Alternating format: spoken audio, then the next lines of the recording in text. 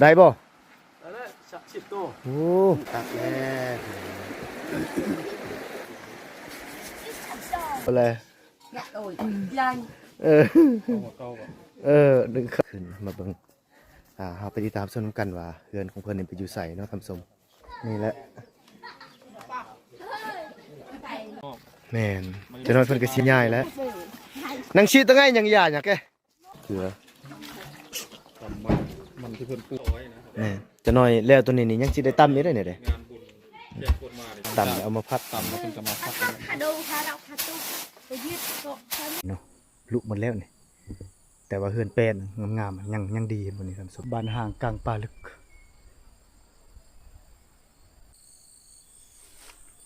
ไป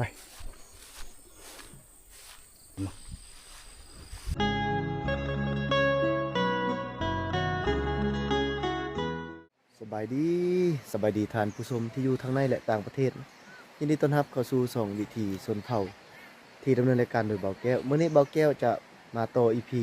คืออยู่ที่ท่าน้ำเขาเจ้าลงมาตักน้ำยามเช้าพี่น้องเราจะพาให้พี่น้องได้เบิ่งได้ชมว่าวิถีชีวิตยามเช้าในชนบทนี่เป็นแบบใดเนาะอยู่ที่ท่าน้ำคือน้ำเซละมั่งเนาะเราติดตามน้ำกันว่าหมู่เพิ่นจะเฮ็ดจังไดเนาะ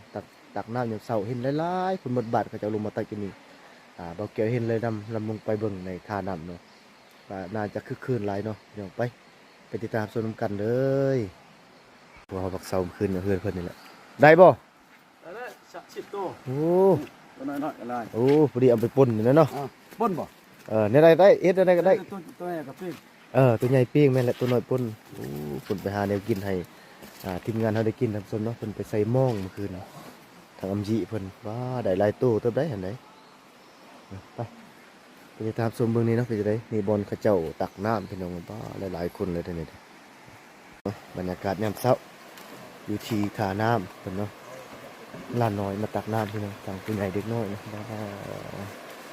ตักหลายปกติมันจะหลายกว่านี้พี่น้องอันนี้เขาเจ้ายังมาบ่หมดเนาะปกติมันจะหลายกว่านี้เด้ครับสมัยนี้ลงในวัตถุที่เขาเจ้าเอาใส่มาตักน้ำพี่น้องสมัย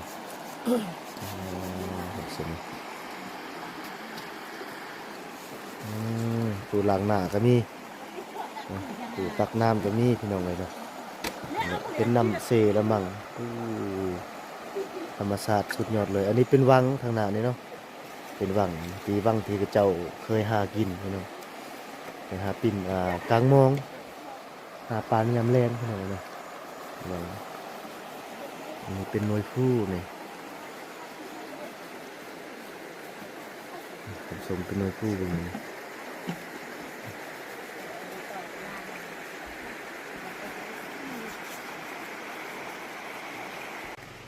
บางคนกำลังมาฮอดก็มีบางคนกลับแล้วก็มีพี่น้องเอ้ย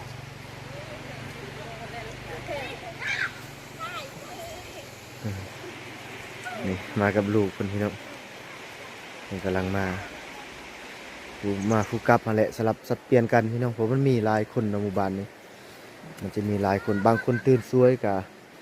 มาสวยบางคนตื่นเช้าก็มาเช้าพี่น้องเอ้ยเนาะตามสถานการณ์เนาะมันบ่สม่ำเสมอกันไปพี่น้องเราอมขับอันนี้ทางหลังแล้วเนี่ย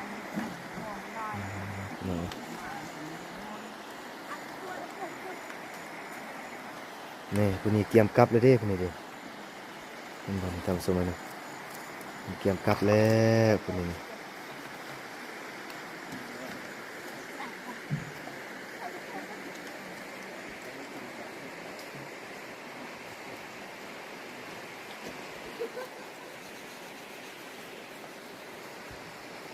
กลับแล้วคนนี้แล้วก็กลับเนาะคนนี้ยังบ่แล้วก็ตักโตทำสมเนาะนี่คือวิถีชีวิตยามเช้าๆในชนบทพี่น้องเอาลงมาถ่ายตอนเช้าเพราะเมื่อคืนนี่เราพักอยู่นี่เนาะเราจะเก็บภาพบรรยากาศในยามเช้าว่าให้พี่น้องเราได้เบิ่งได้ชมว่าเป็นจังได๋เนาะยามเช้าหาเบิ่งยากที่สุดพี่น้องทำสมหลานน้อยเพิ่น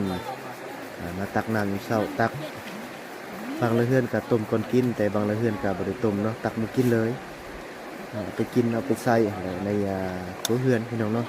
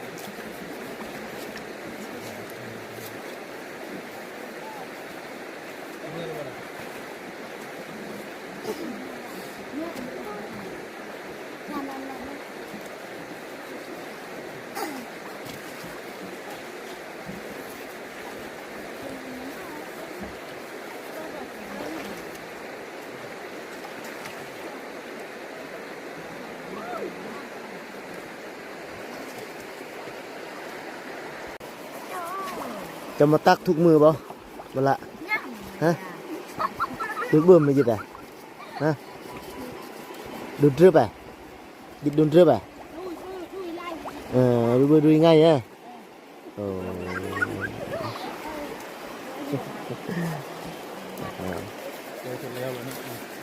เตรียมกลับไปได้แบบนี้เลย เตรียมปิกอัพเลย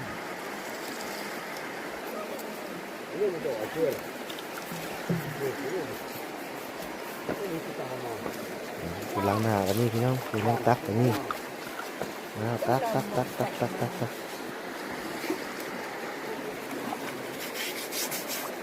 อนามัยเลยเตรียมบุญบ้านแล้วใจชิฮอนบุญบ้านแล้วอนามัยเลยพี่น้องเลยอนามัยเครื่องใส่เครื่องซอยอยู่ในครัวแหละเป็นหัวเป็นหม้อเป็นยังกับอนามัยเบิดเนาะล้างเบิดทำสมเนาะกำลังมาฮอดในทางสมเนาะ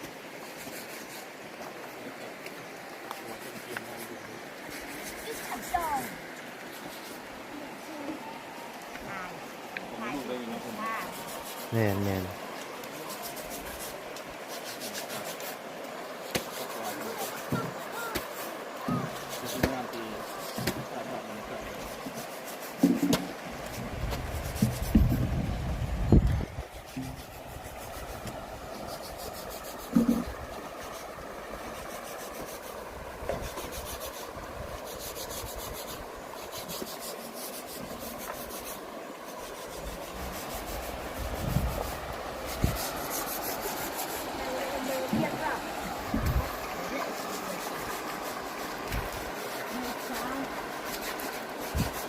ฟังเสียงน้ำไหลพี่น้อง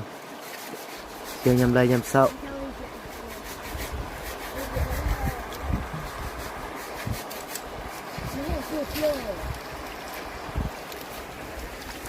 ล้างหน้าแล้วครับ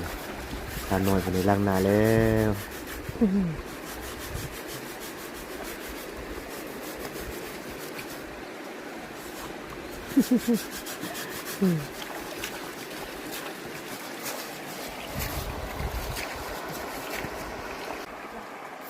อนามัยเลยพี่น้องอนามัยกับตุกน้ำให้มันสะอาดเนาะเพราะว่าย่านแขกคนมาในบุญบ้านเนี่ยเนาะจะได้แขกสิตินิติหันนะตรงอนามัยทุกสิ่งอย่างสิ่งของที่ใส่ในเรือนนั้นบุญบ้านคนแขกมาหลายพี่น้องเนาะ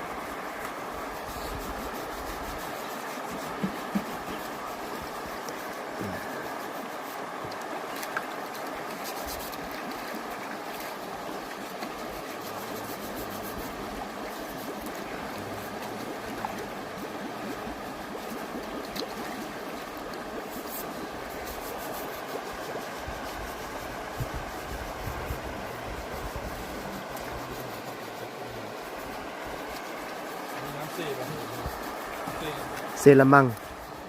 น้ำเซรามังก่อนสิตักน้ำต้องอนามัยกันพี่น้องเนาะเห็นบ่หลังจากนั้นเราจะตักเนาะ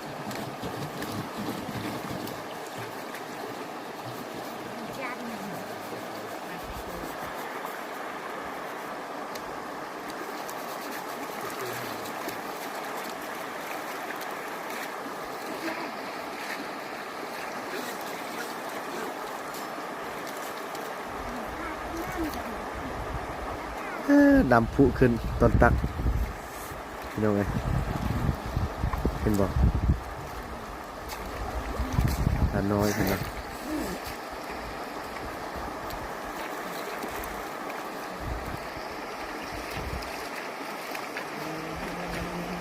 ครับแล้วพี่น้องไงผู้ใดแล้วก็กลับก่อนทำสมเนาะ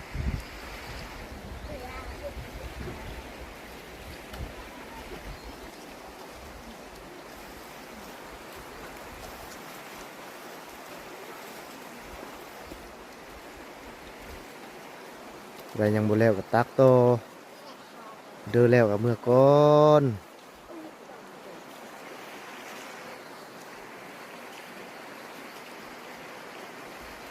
พี่น้องที่ไปหอดเถื่อนแล้วบางคนจะน้อยโอ้ยพี่น้องเขาว่าคือเห็นแต่บนทาน้ำเนาะแต่บ่เห็นเถื่อนเพิ่นวันนี้เขาสิตามไปถึงเถื่อนเลยทำสมเนาะให้ได้เบิ่งน้ำกันว่าอย่าทีมงานพอตัวนะอย่าเอาไปถ่ายแต่บนทาน้ำเนาะบ่เห็นเถื่อนเพิ่นไปเบิ่งเถื่อนเพิ่นเนาะเพิ่นเป็นจะได้เพิ่นสิมาเดือนล้านน้อยเพิ่นนั่นเนาะ ทีมงานเราก็ย่างไปก่อนละท่านผู้ชม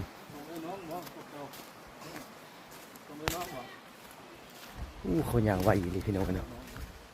เกือบบทันไว้ย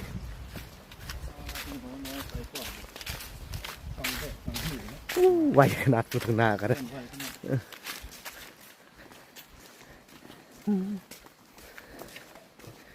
ตามหลังน้องขึ้นมาเลยทำไม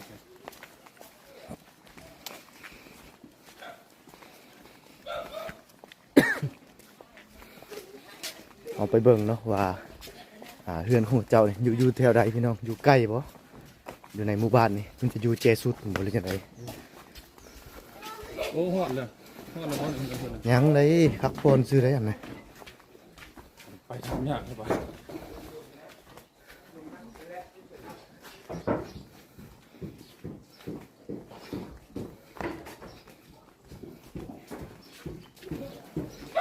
ย่างไวกว่าเฮาอยู่เนาะ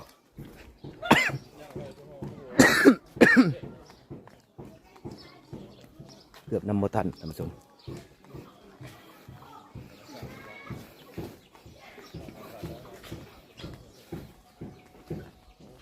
โอ้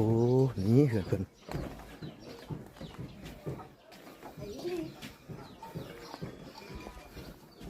โอ้บางคนนึ่งข้าวบ่อยู่ถึง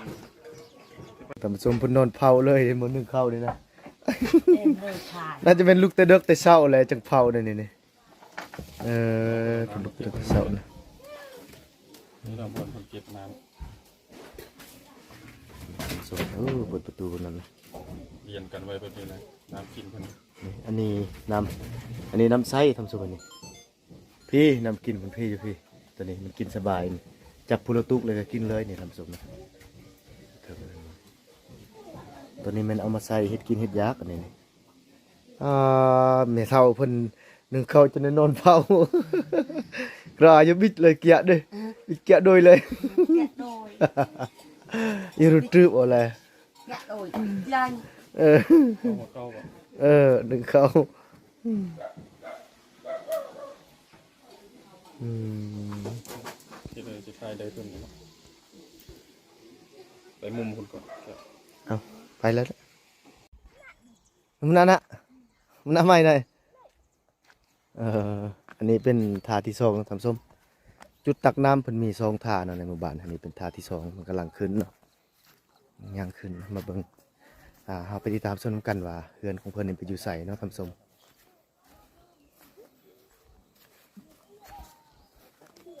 อันนี้เป็นภาพที่สองที่เพิ่นลงกันน้ำเดี๋ยวเราติดตามน้องเพิ่นขึ้นไปเงินเลยเงินเพิ่นอยู่ใกล้ๆนี่ที่เนาะ แม่นน่าจะแม่นลังนันแหละเบิ่งบ่ได้ไก่เพื่อนหรอก ตามหลังน้องขึ้นไป โอ้เขามักใส่แต่อันนี้เนาะอยู่นี่เนาะลายครอบครัวนี่เขาเจ้าสารอัน โอ้ นี้ นี่ ใส่ บ่เพื่อนเพิ่น บ่แม่นตีนี่อยู่ทางในหุ้น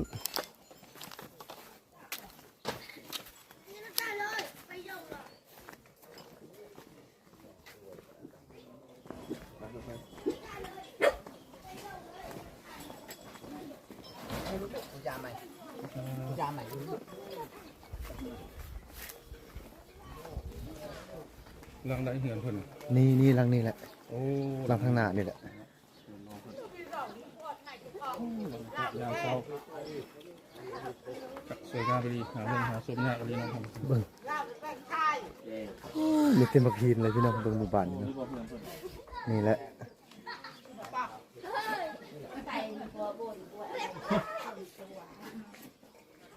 มือตึบอยู่เนาะท่านผู้ชมนี่อีกท่าหนึ่งเพิ่นได้มาตักน้ำเนาะกำลังเกียมขึ้นเลยทีมงานเฮามาบ่ทันท่านผู้ชมเลยเนาะ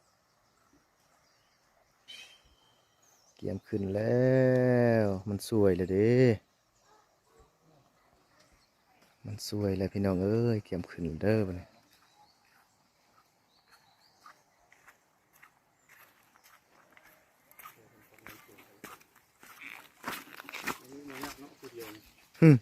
เต็มมือเต็มอันนั้นเลยนะ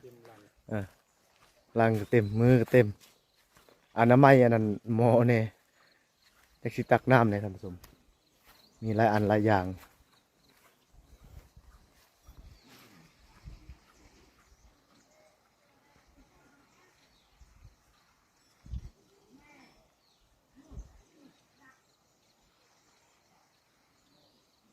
ตับแล้วมันสวยเลยพี่น้อง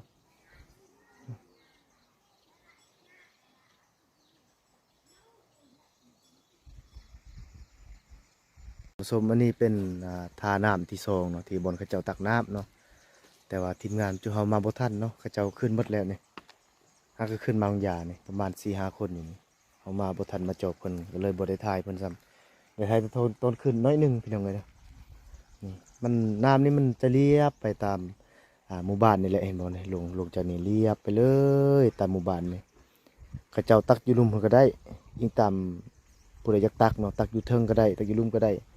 มันมีซอง3ท่าพุ่นเนาะเขาเจ้าเฮ็ดอยู่นี่สบายพี่น้องเอ้ยเนาะนี่เป็นน้ำที่สะอาดสดใสพี่น้องน้ำใสขนาดเลย อันนี้น่าจะเป็นหัวผู้น้อยผู้เนาะอยู่ทางเทิงนี่หมอกปกคลุมอยู่ท่านผู้ชมยามเช้าๆเนาะตอนนี้ตะเวนเริ่มขึ้นแล้วท่านผู้ชมอันนี้คือทางขึ้นทางขึ้นบ้านเขาเจ้านี่เห็นบ่ตะเวนกำลังขึ้นท่านผู้ชมเนาะอันนี้ทางขึ้นบ้านของเพิ่นนี่เป็นหมู่บ้านที่ค่อนข้างจะหลายเติบแต่ว่ามื้อนี้ยังมาบ่ครบเพิ่นว่าถ้ามื้ออื่นเนี่ยจะหลายกว่านี้เขาเจ้ายังอยู่เที่ยงพุ่นผมอื่นเขาเจ้าจะมาเกี่ยมเฮ็ดบุญบ้านยังอีก3มื้อจะฮอดบุญบ้านเพิ่นเนาะเพิ่นเพิ่นยังสิเข้ามายังอีก25ครอบครัวอยู่นอกพุ่น บ่ทันเข้ามาเนาะคนก็เลยจะบ่หลายปานใดท่านผู้ชมถ้าแม่นมาครบนะน่าจะหลายกว่านี้ท่านผู้ชมเว้ยเนาะอันนี้ขนาดยังบ่ครบได้ส่ำนี้แหละเนาะไปติดตามรับชมในตอนต่อไปเลยพี่น้องเฮาสิไปเจอบเบิ่งท่านั้นอีกว่าเป็นจังไดเนาะบรรยากาศทางนั้นเนาะว่าคนก็เจ้าเซาตักแล้วบ่หรือว่าหยังตักเนาะท่าตัวเฮาถ่ายตะมิดหั่นไปติดตามรับชมกันพร้อมๆกันเลย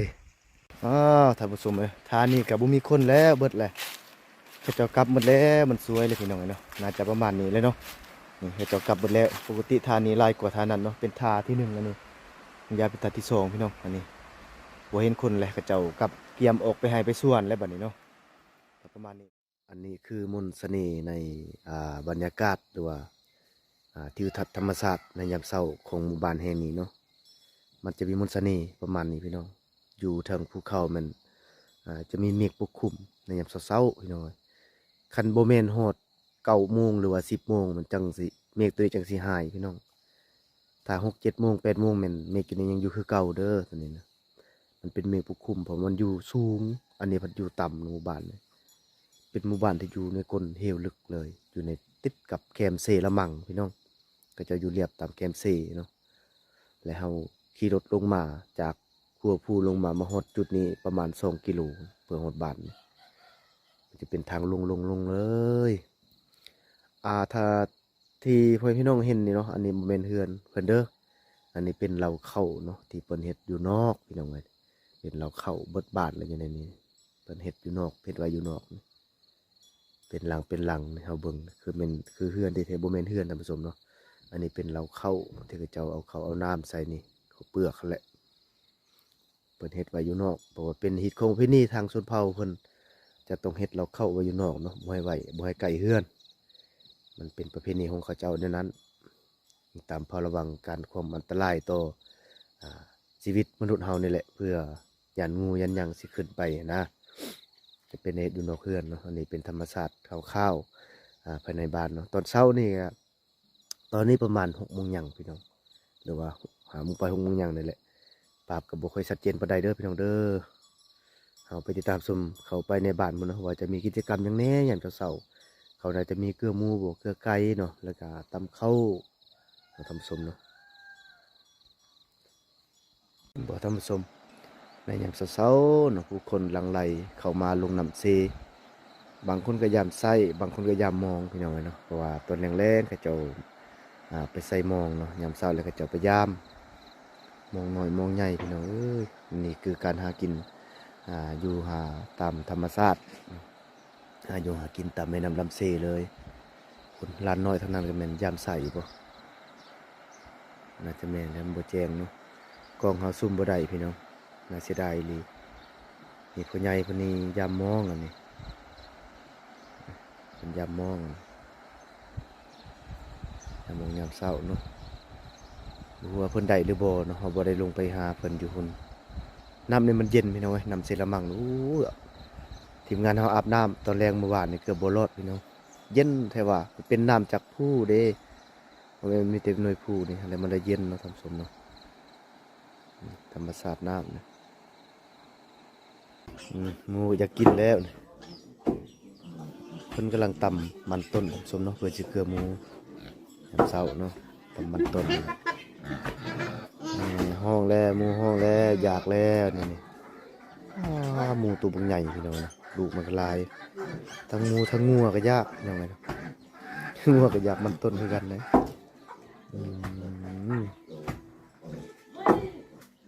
ตอนนี้เพิ่นลงเกียมลงไปตักน้ำตักในแล้วทำสมเนาะ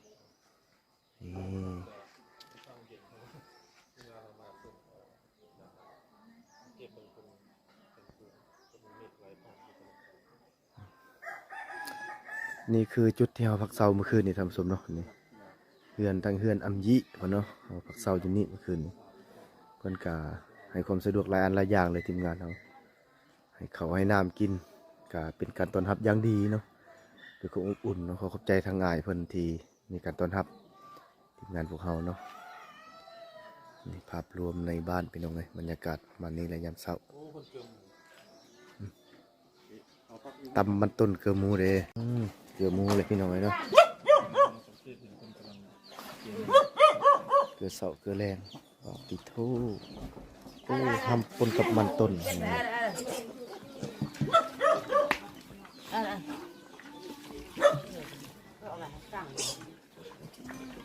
โอ้โหเกลือหมูวัด3 คนเลย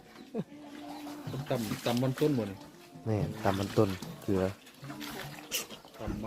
มันที่เพิ่นปลูกขายนะเป็นมันตำเกลือมันตัวนี้นี่กินห้ำเนาะตัวนี้เนาะแม่มาปนกันเด้ตัวนี้นี่กินห้ำตัวน้อยนี่กินมันใหญ่ไปได้กินมันเนาะมันตุ้ยดีได้กินมัน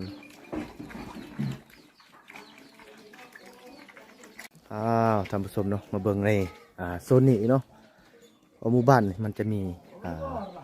คือที่บ่เกี่ยวได้เว้าในคลิปก่อนๆเลย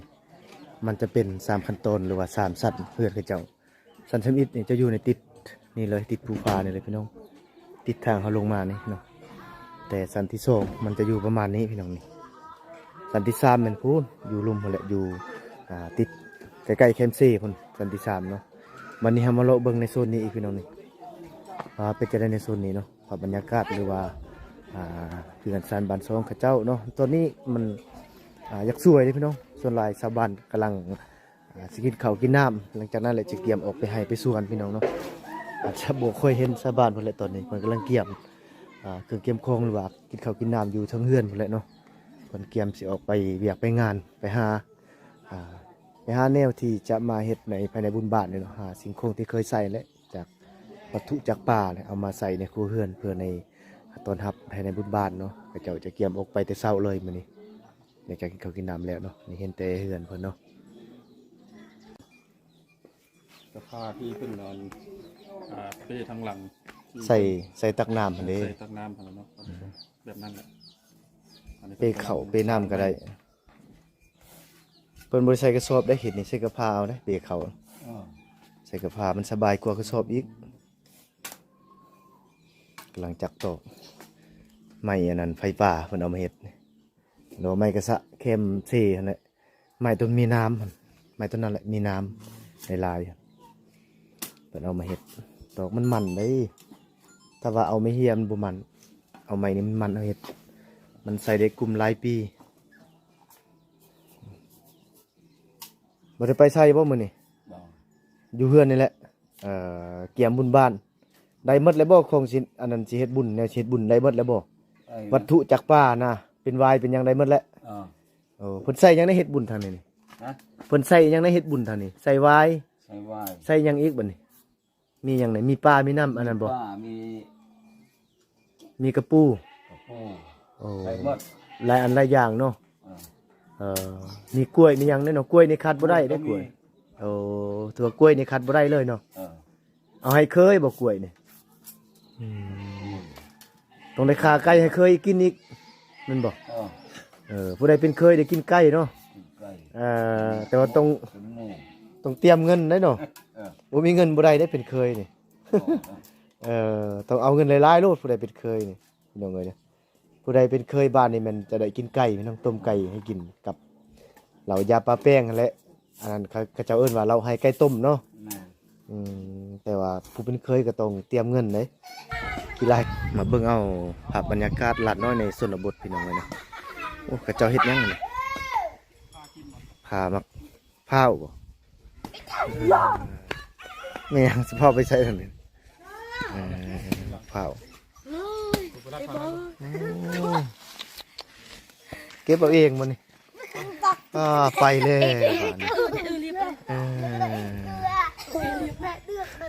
ทากินได้นี่เลยสมาชิกนี่ทากินได้นี่เรียนเซนไลน์นี่ทากินมันสิพอกินบ่หน่วยเดียวนี่เอาเฮ็ดปานนี้ไผขึ้นไปเก็บนี่เจ้าบ่ไปเก็บนี่ฮะผู้ใดเก็บนี่มีเจ้าได้ ผู้ใดเก็บนี่เก็บเองจะไก่น่ะไก่เน่าไก่น่ะล้วนอันมาล้วนแน่โอ้โหอันชดน้ำหลงเด้โหยเลื่อนชดอันชาดเด้เพิ่นขึ้นไปเก็บเองท่านผู้ชมเก่งหลายธรรมดาเลยคือน้อยแต่มากน้อยๆนี่เป็นกินอยู่บ่นี่โอ้เครื่องปลาของดงมาเฮ็ดบุญบ้านนี่เด้ไปเอามักผักมักนั่นแหละที่นี่พันเรือเป็นที่เพิ่นปลูกไว้อยู่ให้นะแม่นคนละปลูกคนนั้นแหละมักผักมักยังมักแตงยังที่นี่เอามาหมดเป็นในผักในยังนะเปลี่ยนเครื่องมาเฮ็ดบุญโดดในยาสูบในยังนั่นแหละไปแล้วออกไปให้แล้วทั้งสมเลยเนาะทำงานนำไป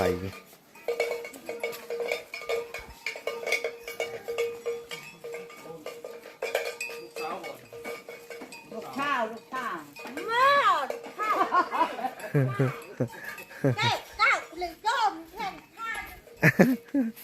น้ำมวยห่ออะยะอีอยากแก้วมวยโยนบนแก้วเขาไม่โยนก็ไม่เลยกูไม่ก็แม่ไงโยนจบไม่พี่โอ้แม่ไงโยนเราจะกินขนม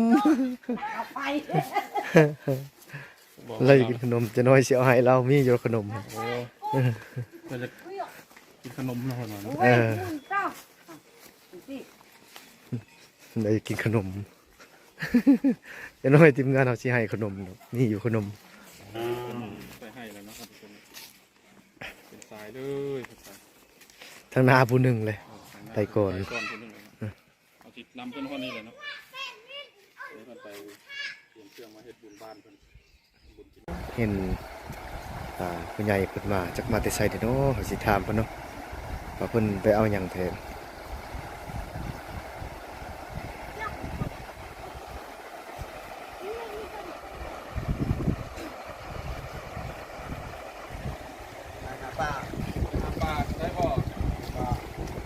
ไปยามันนี่บ่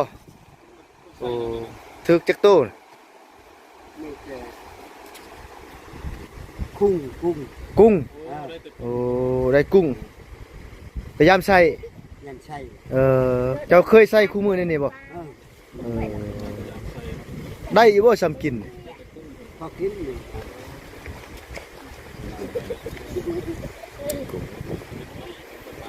สิเอาปลาบ่ได้กุ้งเห็นบอกมีงาพร้อมเลย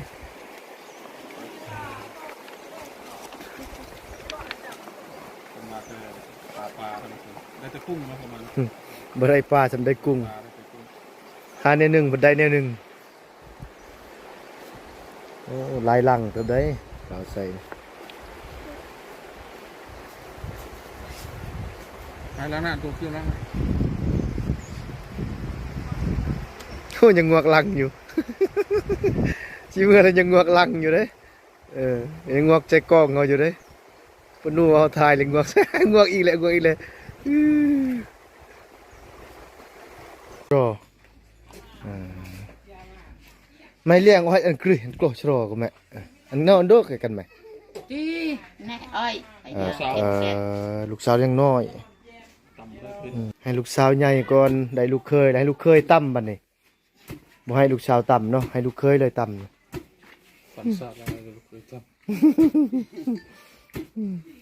ต่ำเองเพิ่นว่าลูกสาวยังน้อย ตอนแรกเมื่อวานเราก็ตำแต่เราบ่เห็นมาเห็นตอนเช้าพี่น้องตำยามเช้าเอ่อตามเบิ่งนี่ตำตัวนี้น่าจะกินตอนแรงเบิ่งถ้าบ่ก็น่าจะเป็นกินมื้ออื่นบ่ตำนี่บ่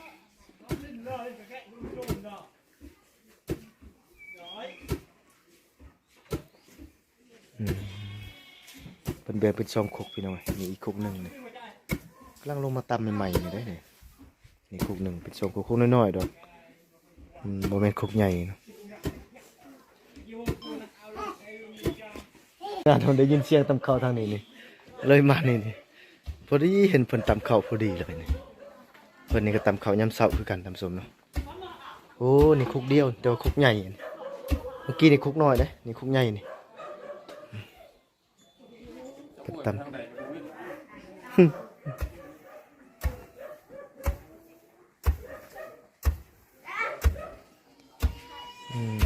คุกใหญ่เลยเนี่ย งงคือบ่ มาก็เจียดเบอร์ไงไทยเบอร์ก็มาเจียดมาเจียดดีไงไทยกูแม่ไม่โฮมตัวทีวีแม่ลังไม่กลอกชรอ น้องสาวกำลังรับของกันแต่ดึกๆเนี่ยเพิ่นตำชุดหนึงแล้วเนาะ แม่นี่เป็นสุดที่สองนี่ ชุดที่2ชุดที่3แล้วเพิ่นตำนะ น่าจะประมาณนั้นแหละ เพิ่นคือว่ามื้อเนี่ยเพิ่นเฉพาะแต่ตำเข้าไว้นะครับ แม่จะน้อยแล้วตัวนี้นี่ยังสิได้ตั้มอยู่ได้เนี่ยเด้ งานบุญแขกคนมานี่ต้องได้ใช้ข้าวสารเป็นจำนวนหลาย จะต้อง ร้านเพิ่นนี่บ่มีคนสี่ต้องได้สกัวข้าวสารหลายๆโลด ตำห้องข้าวสารไว้หลาย ได้หลายสำนั้นยิ่งดีนะต้องตำไว้ทำสม เฮ็ดต้องสร้าง นั่น เด้ แห อ ละย้อนแอม สร้างมันจะมี2ทางเนาะทางหนึงแดงกับทางหนึงบ่แลง ผัดข้าวแล้วบัดนี้พี่น้อง ชา ใช่ครับ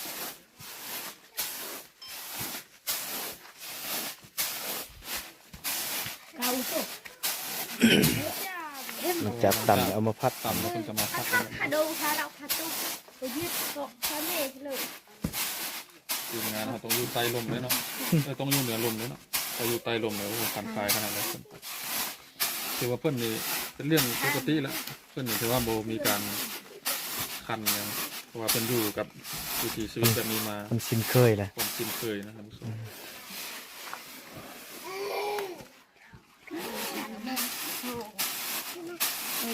ก็คือตอนนี้ก็เริ่มเห็นเป็นเม็ดข้าวสาร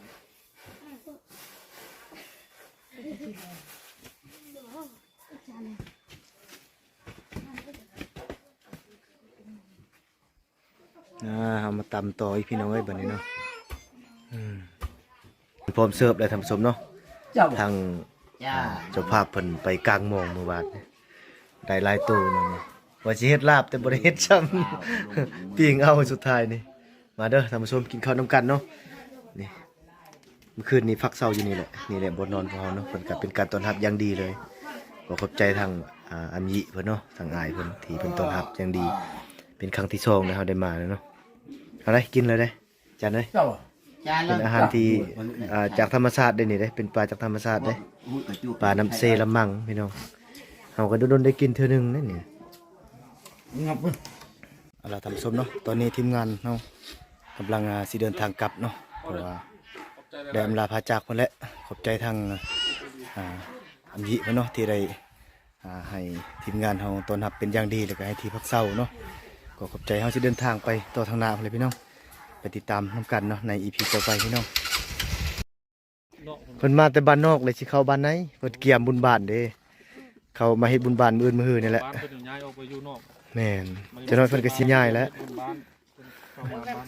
บ่มันสิย่างลง แม่นย่างลงนี่แหละต้นมื้อเช้านี่ทีมงานเอาขึ้นมาทางนี้แหละขี่รถขึ้นมาบู๊เบิ้นขนาดพี่น้องเอ้ยนี่เพิ่นมาแต่ทางนอกพุ่นเป็นขบวนเลยท่านผู้ชมเนาะเกี่ยมบุญบ้านนางชีตะไงยังยาหยังแกปรโนูปลาดิโอ้มื้อฮื้อนี่บุญบ้านได้จานเอ้ย มาเคียมเฮ็ดบุญบ้านบ่เลย แม่นมื้อฮื้อนี่แหละบุญบ้านเขาเจ้านะมื้ออื่นมื้อฮื้อนี่แหละนี่เขาเจ้ามาแต่นอกนี่โอ้ทางหน้าเพิ่นผู้สาวเด้อทางหน้าเพิ่นเด้อไว้ทายนี่ย่างลงแล้วท่านผู้ชม มาเคียมบุญ คัก บ้าน หลายเนาะ เป็นสายเลย ยังสิมาอีกได้อจักหน่อยยังหลายกว่านี้อีกจักหน่อยนี่ช่วยๆจักหน่อยอันนี้จะเป็นเฮือนแอมภากตีเนาะลุหมดแล้วนี่แต่ว่าเฮือนแป้นงามๆยังดีบ่นี่ท่านผู้ชมเฮือนหลังนี้ยังดีกิ๊บเลยนี่แป้น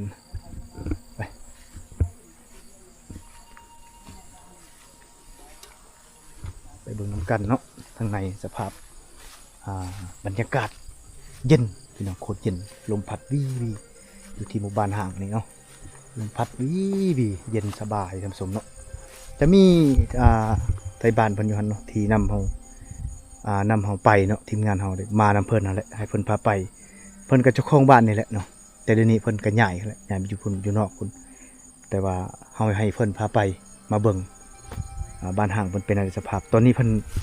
กำลังเฮ็ดอยู่เฮ็ดกินบ่ตอนนี้เฮายังบ่ทันได้กินข้าวเนาะเฮามาฮอดนี่ประมาณบ่ายโมงหนึ่งเนาะเขาเพี้ยนบ่ได้กินเลยบุกมาแต่พุ่นพี่น้องเพราะเส้นทางมันก็ยากนี่เด้บ่รู้ควบคุมเด้ตามเส้นทางนี่เพื่อสิมา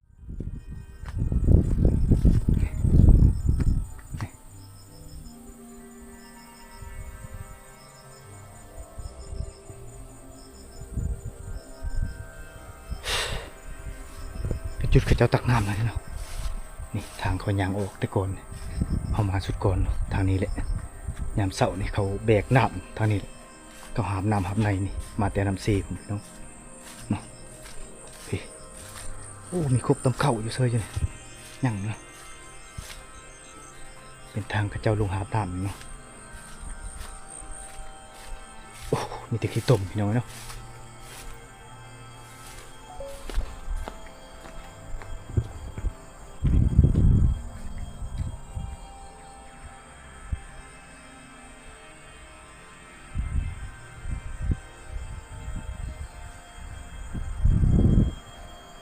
ไปพี่น้อง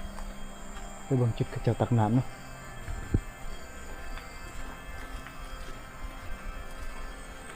แต่ก่อนเขาย่างนี่แหละเขาตักน้ำเนาะตอนเขายังอยู่นี่เนาะ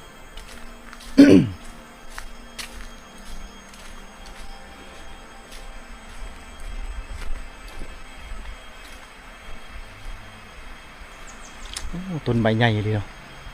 สมไหม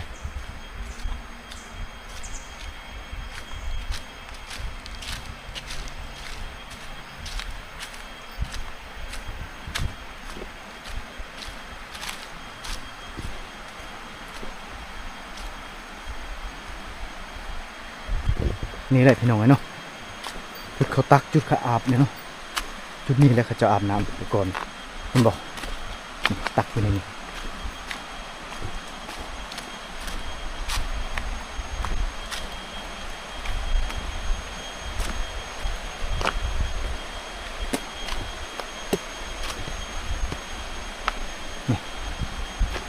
จุดเขาตักน้ำอาบน้ำอยู่นี่อาบน้ำเสละมังเย็นเย็นขนาดนี่แหละยามเสาเต็มอยู่นี่ชาวบ้านเขาเจ้าตักน้ำเต็มเดี๋ยวนี้แหละยามเสาเต็มเลยอยู่นี่เขาตักน้ำเนาะเดี๋ยวนี้เงียบหายกิ๊บเลยไม่มีคนเลยนะเป็นบ้านห่างเลยปลานี่น่าจะหลายพี่น้องเนาะปลาน่าจะหลายเขาไปอยู่มีปลาหลายด้วยแบบนี้จุดอาบน้ำเบาแก้วก็เคยมาอาบอยู่นี่แหละท่านผู้ชม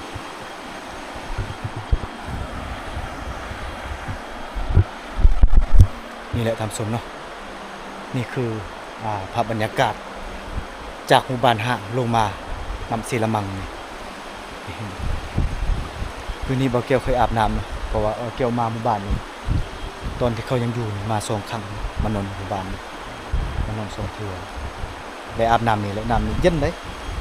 โคตรเย็นเลยน้ำมันสบายอาบน้ำแรงยามเช้าก็ลงมาล้างหน้าอยู่นี่เห็นชาวบ้านหลายๆคนเขามาตักน้ำตักในเขาลงมาล้างหน้าก่อนพี่น้องน่าจะเย็นเนาะล้างหน้าก่อน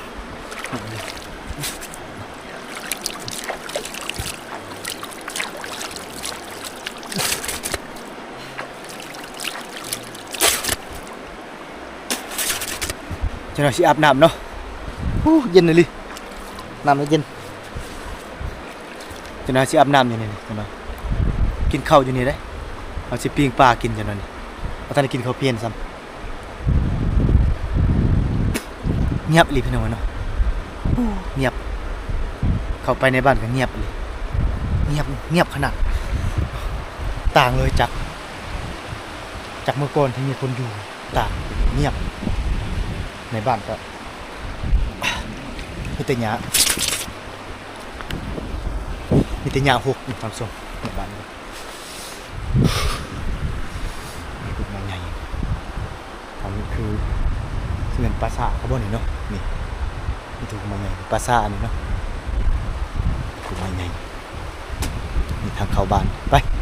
เราจะขึ้นไปอีกไปเบิ่งทาลุ่มเนาะเลยจะขึ้นไปในบ้านอีกเนาะไปกันนะครับนี่เนาะมื้อหน้าเขาจะมานอนเรือนหลังนี้แล้วทำสมนี่มันยาวขึ้นถึงเรือนเนาะเรือนหลังนี้ได้มื้อหน้าเอามารอบซองจะเนาะติดตามให้ทำสมได้ติดตามไว้เนาะมื้อหน้าเขาจะมานอนอยู่บ้านห้างนี้ในอีพีต่อไปทำสมวันนี้มีนัดกันอยู่กับทีมงานเนาะมาสิมานอนบ้านห้างรอบหน้าพี่น้องรอบนี้บ่ได้นอนเรายังขาไปต่ออีกรอบนี้รอบหน้าเขาสิมานอนใช่วะทีมงานเงียบเลยวะโอ้ยเสียดายเลยเนาะแต่หลังบักใหญ่เลยท่านผู้ชมพี่น้องนี่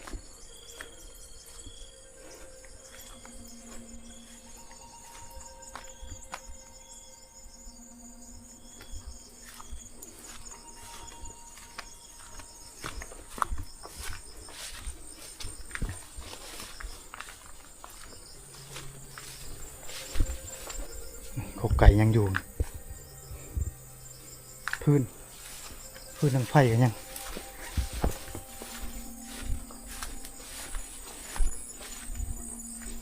หาทีมงานก่อน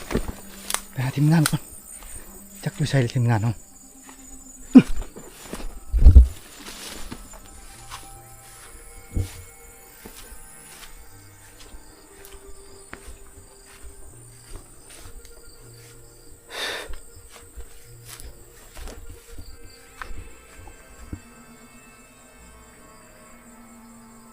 เงียบกิบเลย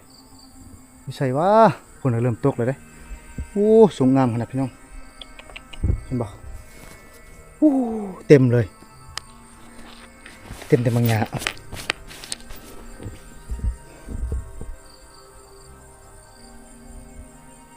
ดูใส่ดิ